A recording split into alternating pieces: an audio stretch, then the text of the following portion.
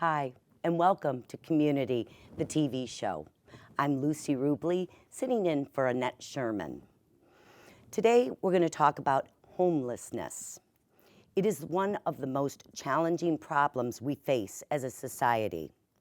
It has also been said that homelessness is one of the most solvable as well. How? Well, first, we must recognize that the victims are people, regular people. They are mothers and they are fathers. They are veterans. They are whole families. Some who fell on hard times and lost their homes. And they are children, innocent children who are not wanted or not loved by their families, or who have possibly aged out of the foster care system and have nowhere to go. In the early 1990s, a concern over the problem of homelessness in Bradenton caused a group of local businesses to come together and form the Community Coalition on Homelessness to provide direct service and advocacy for the homeless and those at risk of becoming homeless. 25 years later, we have Turning Points of Manatee County, a one-stop shop of sorts that is gaining national recognition for its programs that provide services to help prevent and end homelessness in our region. Our guests today first will be Margi Dawson. Margi is the Director of Development for Turning Points of Manatee County. Welcome, Margi. Thank you. And next, we have Adell Erozer. Adell is the Executive Director for Turning Points of Manatee County. Adell, welcome. Thank you. Thank you for joining us. Today we're going to start out by asking both of you ladies to just tell us a little bit about yourselves. Margi, if you'd like to start. Sure. Thank you so much for inviting us to the show. My name is Margi Dawson. I'm the Director of Development at Turning Points. And I'm actually originally from Trenton, New Jersey, but my husband and I, we moved down here about 22 years ago. And I've been at Turning Points for 5 years, but prior to that, for about 16 and a half years, I worked for a local corporate retailer. So I was a buyer, I was a planner, I did marketing. So after all that time, I felt kind of a calling to the nonprofit world. And that's when I started at Turning Points. Used all the skills I learned on the business side, brought them over to the nonprofit side to help Turning Points excel. Perfect. Excellent. Adell, how about you? So I actually grew up in North Dakota, and I moved to Washington State where I got my education and began my first real career job, which was with Planned Parenthood of Walla Walla. And I was there for about 7 years and then decided that I wanted to move up in that world. So I needed a vacation, so I decided to go around the world to visit a couple of my siblings, 2 sisters who were missionaries that I really didn't know because they were much older than I was. So one was in India. I visited her and spent 6 months in India. The other was in Indonesia, spent a couple months with her.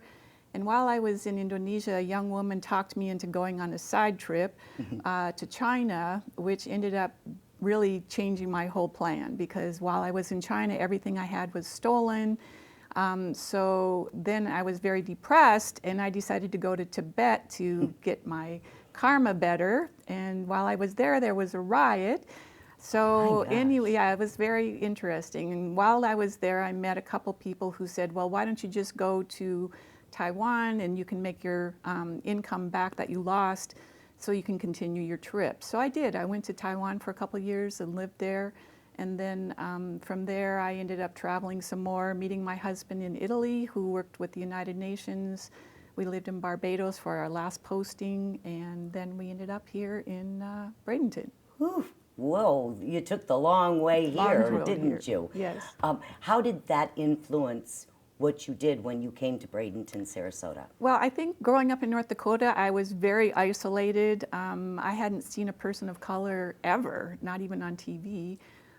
So going to these cultures where I was a minority was a very big influence on me, and I think it gave me a lot of insight into how it is to live with all the prejudices that you do, and also what the injustice is built into many of our social systems in the different countries. Yeah, absolutely. Before we go any further, though, I want you to tell us the story about whitewater rafting in Nepal. Yeah, I was in Nepal, and I decided that I wanted to try something different, which is, I'm not a water person, but I went out on a rafting trip, and you are not in the raft, you're on the raft.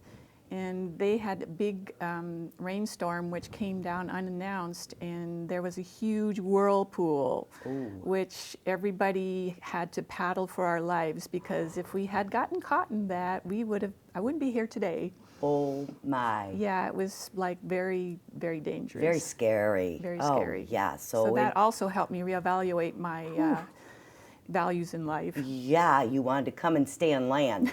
Absolutely. Exciting. How exciting, though, to be able to travel and to get that experience. You can't get that in a classroom. No. There's just no way. No, I'm going to ask Margie, on a scale of 1 to 10, what is our homelessness situation here in the Bradenton, Manatee area?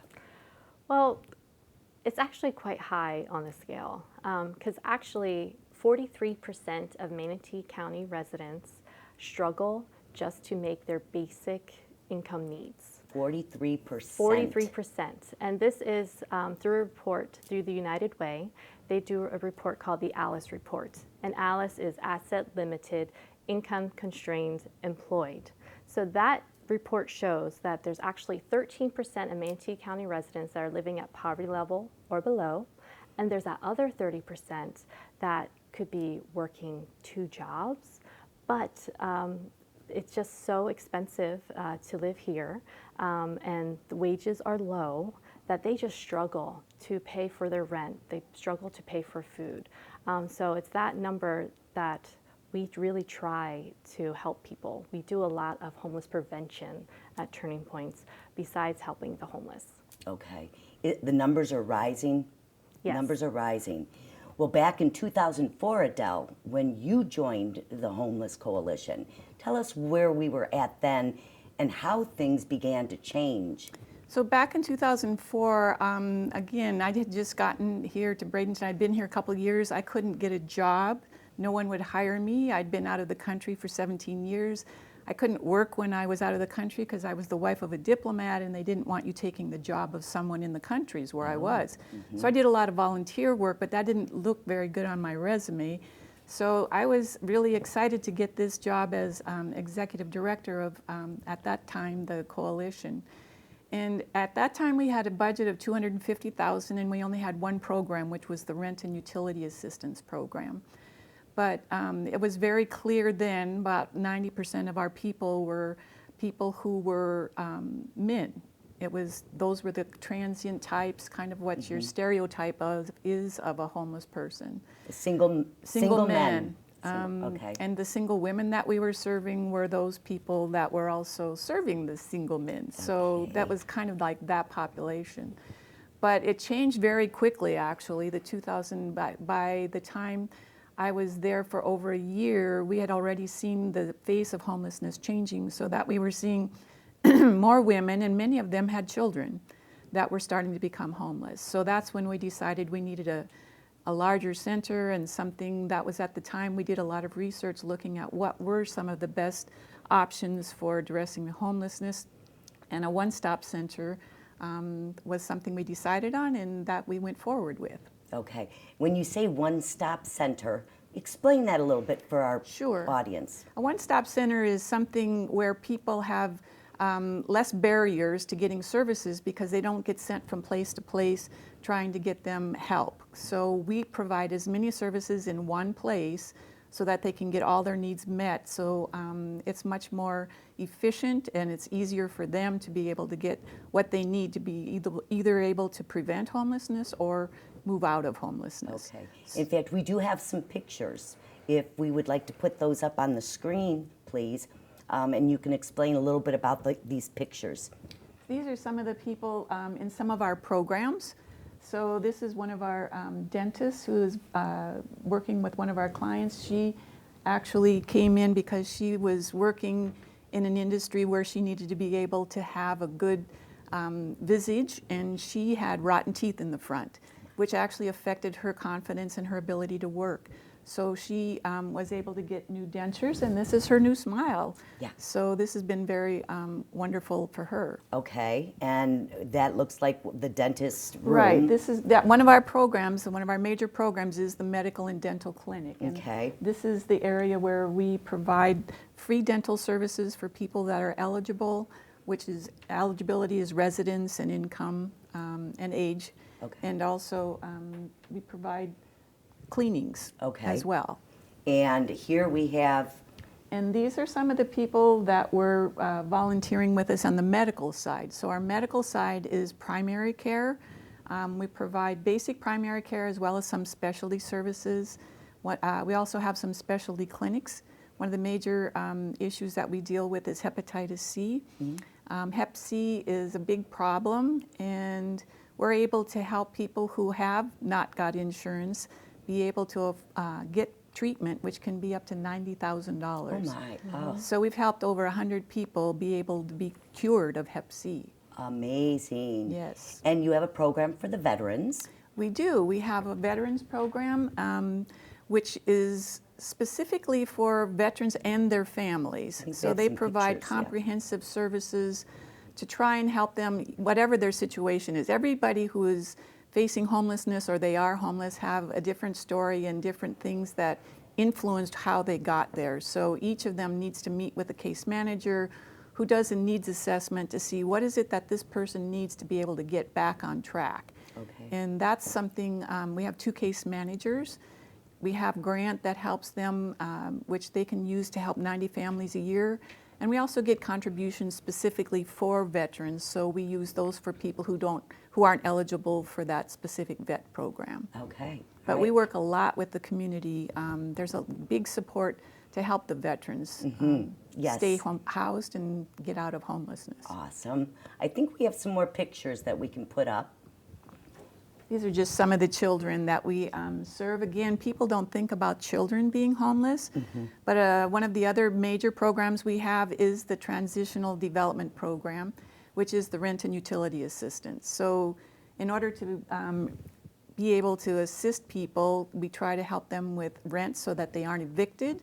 They usually come in with 3 to 10-day eviction notices, and we're able to help them stay in their apartment. Oh my. So it involves not only the person understanding what their budgets are, we work with them on budgeting.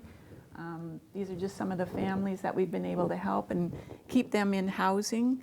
So this is a major effort because, again, this is in Manatee County we have an economy that's based on low-wage earners, and so lots of them, doesn't take very much before you're facing, do I pay the rent or do I buy food for my family?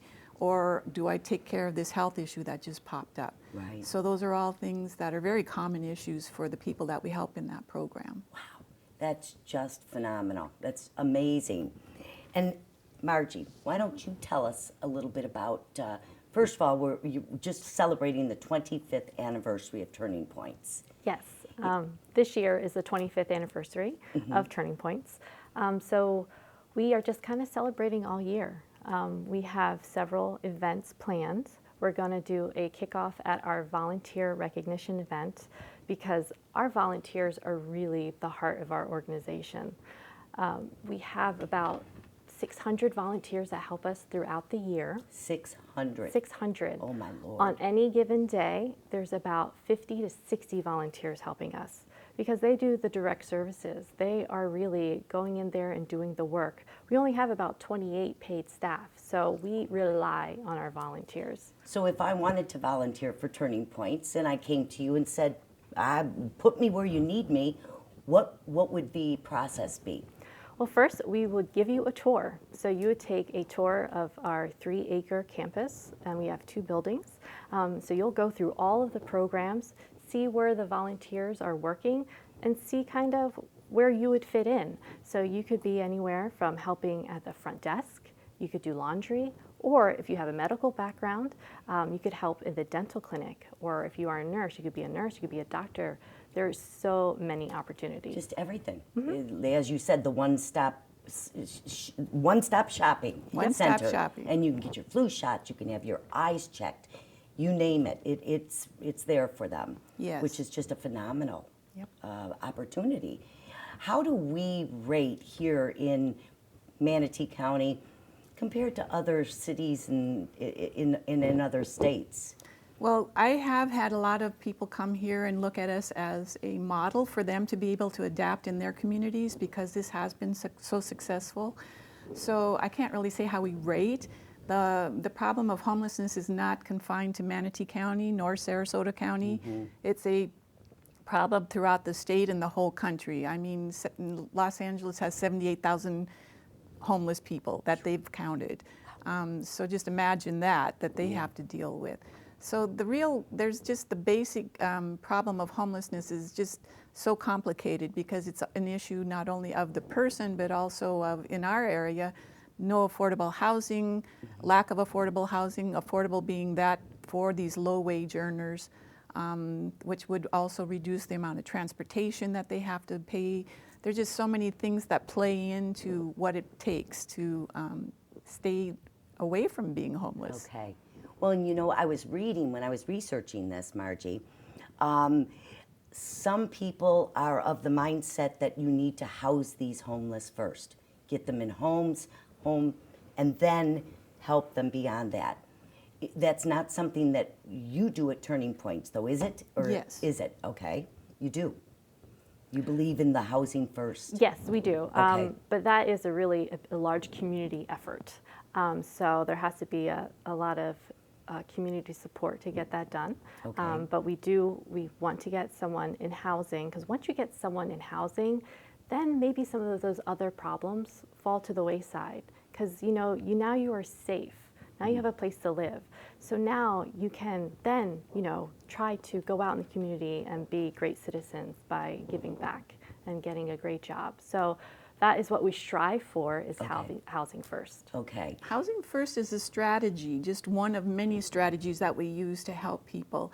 And it's only, it's best used with a certain population that has the most barriers. So it's not a strategy that works for everybody. Okay. I get it. Now, also you've won numerous awards. So why don't we... Sure.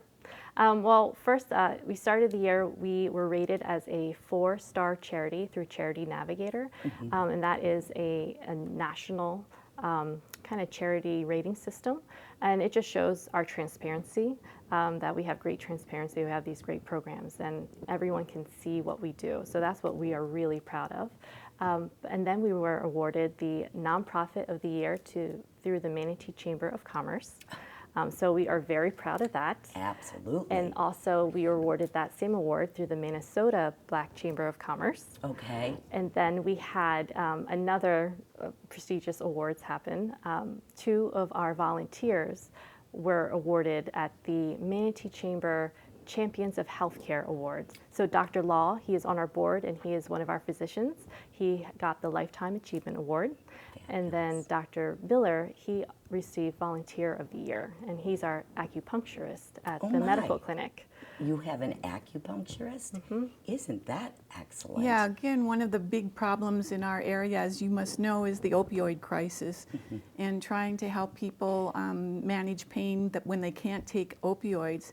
He's come in and done an amazing job of helping people manage their pain without having to go through prescription medications, but using alternative medical options. I love it. That is cool. And people, I would love to go to an acupuncturist. I think that is a really wonderful way to get in and help some of these individuals with these issues. Right. So now, Margie, you do the events. Is that correct? You were in charge of fundraising. Tell us about that.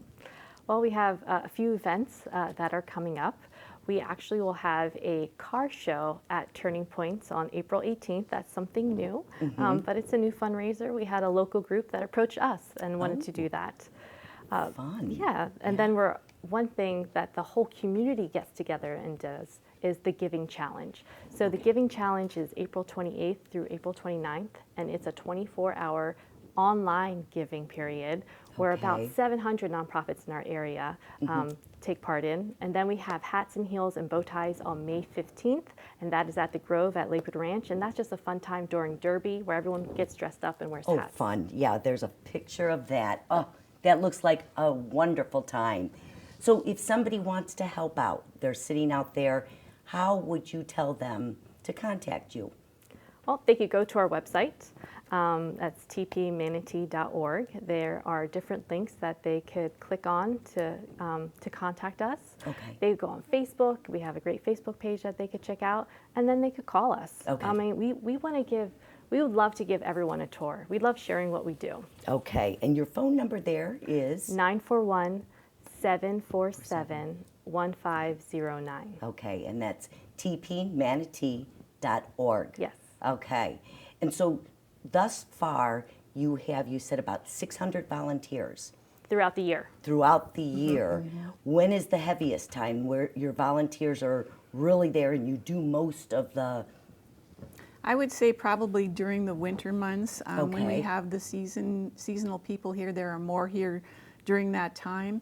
And it's not only us who use volunteers, but in our building as part of the One Stop is the Our Daily Bread, which is a partner agency. So they have a meal that they provide every day in our building. So they also use volunteers. So we have just so many volunteer opportunities. It's really, we'll find something for everybody. For everybody. And if I were homeless and I needed somewhere to go, I could just come and walk in your door. Yes. One thing people do need to understand is we don't have housing there. So we're not a shelter. We only have day services and those medical dental services, the help with rent and Okay. utility assistance. One of our other partners is Goodwill. They help provide comprehensive employment services. So that's really important for our programs that are trying to help people get a better job, increase their income so they aren't living paycheck to paycheck. So we just use a lot of community partners who come in and provide services at our site also, not just the ones that we provide. Okay. So they also come to the Open Door Resource Center. That's another program Okay. where we have showers, we have food, that's where the job employment is. We also have a mail room. We have a barber that's there. So it's a really comprehensive list of services. And those are open Monday, or is it 7 days a week? No, Monday through Friday, Okay. 8 to 5, but Our Daily Bread has a daily meal every day from 10:30 to 11. And how Sorry, many? 10 to 11:30. Okay. How many people on average? I would say they Do you usually get have through? at least 150 to 200 people My going Lord. through. Amazing. What about the success stories? So, which one do you want? Many of them. I think one of the ones that impacts me the most is one of the dental stories. We had a young, actually relatively young man, he was in his 40s, come in.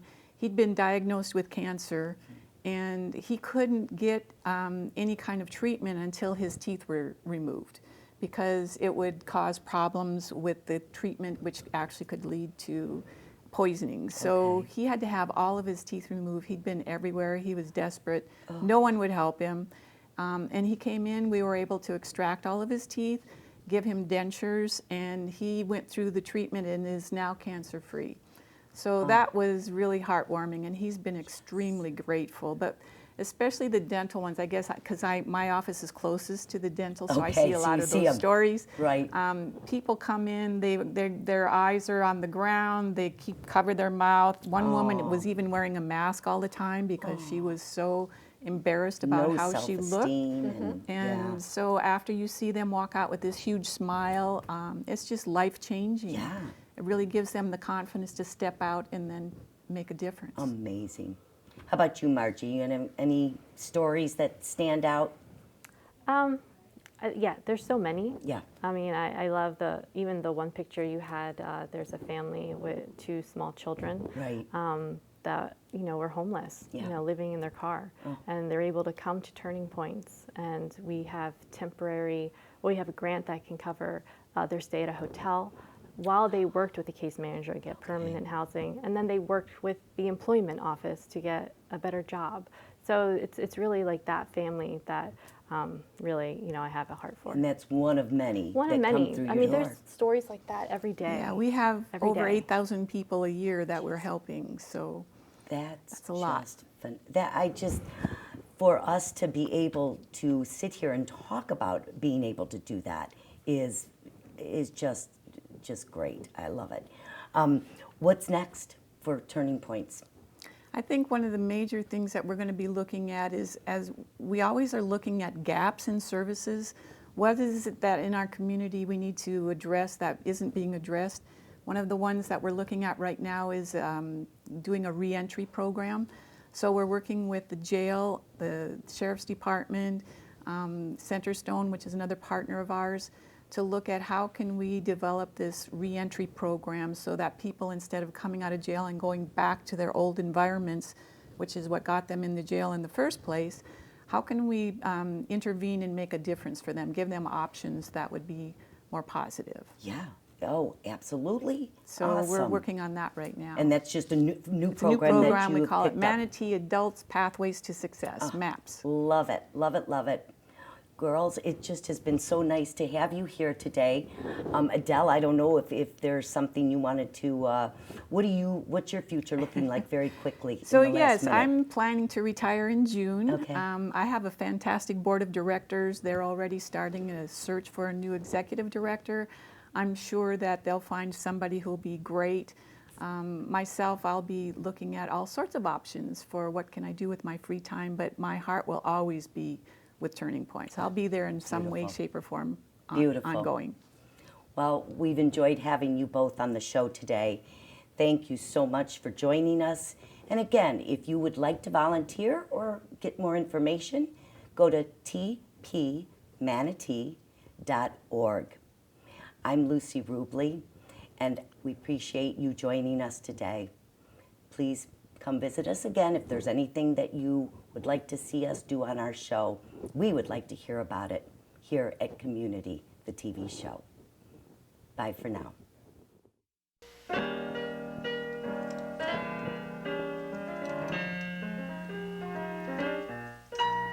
The time really flew. We bid you adieu from Community.